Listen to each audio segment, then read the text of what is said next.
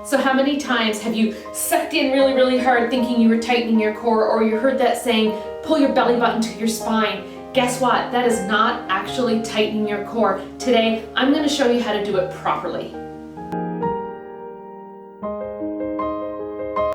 Hi everyone, and welcome back to my channel. If you're new here, my name is Deborah from Journey to Wellness, where we work on eating healthy, moving well, and just living our best life. And today, I am going to try my very best to show you how to tighten your core properly. It's not the easiest thing to do on camera, but I am going to walk you through a few things, and I would really love for you to actually go through this and try it with me. I know we've all heard that saying, we've been in a fitness class and they've said, pull your belly button to your spine. And what do, right? We suck in really, really, really hard. That is not actually tightening your core. And what's going to happen is when you go to do exercises like move your legs or lift your arms above your head with weights, and if you're just sucking in and you're not strengthening your core properly, you can do a lot of damage to your back, and that's what I want you to avoid. So I'm going to try my best to show you how to do that today. Please remember, if you like this video and you find it helpful, it really does mean a lot to me if you give it a thumbs up, make a little comment. It really helps grow my channel. And of course, please hit the red subscribe button and subscribe, and share this to anyone else that you know that's struggling with maybe lower back issues. They're not really sure how to tighten their core. They're trying to get this really tight and strong, and I really want to show you how to do that. So I'm going to dive right in, and let's figure out how to tighten that core properly. Okay, so I'm going to show you two ways. One where we're actually lying down on our back. That's one of the easiest ways to first get started. And then we're going to try it. You can either do it standing or seated or like I am kneeling. But we're going to lay down on our back first and give it a try. So please join me down on your back. You're going to come down. And what I would like you to do is find the bottom of your ribs. So I want you to reach down and find that last rib. And if you're relaxed, and you can bend your knees. If you're relaxed, you can actually get your fingers up under those ribs. What I want you to do, and I know it's going to sound kind of funny, is I want you to do a little cough. And when you do, I want you to pay attention. You can feel some muscles contracting there. So it's a little, and you can feel those muscles tighten. What I want you to try to do is keep that contraction. So, and you can also do this by breathing it really hard. You can kind of go, and when you're almost out of air, those muscles contract, trying to push that last little bit of air out. So what you're trying to do is tighten that area, not by pushing your belly way out, but just by doing that cough, feeling that muscle contraction, and trying to hold onto that so you can't get your fingers up under your ribs. So try that a couple of times. A little cough, feel that tighten, feel that under your ribs.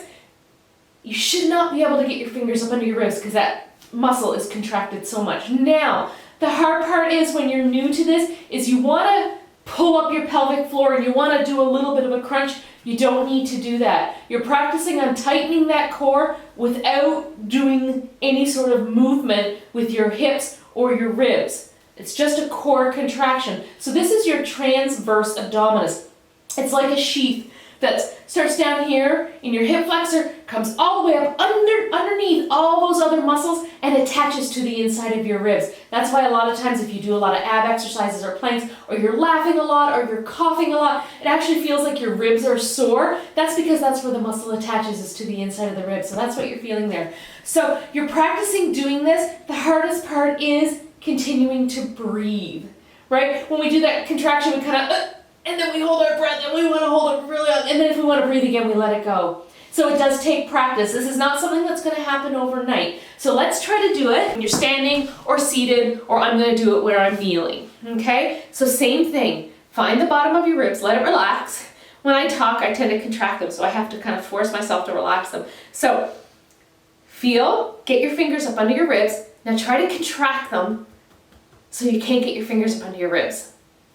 Right? That is how you contract your core. So I'm talking now, but if I really want to, I can relax, and then they'll come down again. Okay, so really work on that, and the more you do it, the more natural it's going to become. You're going to be able to contract, still be able to speak, and then when all of a sudden you go to do other exercises or balancing positions or anything like that, you're going to automatically contract your core. That's going to help you with your balance. It's going to help you with your stability. And of course, it's going to help you with any lower back issues, because when you just suck in, we're right? You can bend your back. I put weights over my head or I move my legs and my core is not contracted. I can bend, I can arch my back, I can put a lot of pressure into my back, and I don't want to do that.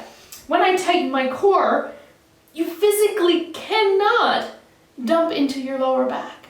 Okay? So that's what I want you working on.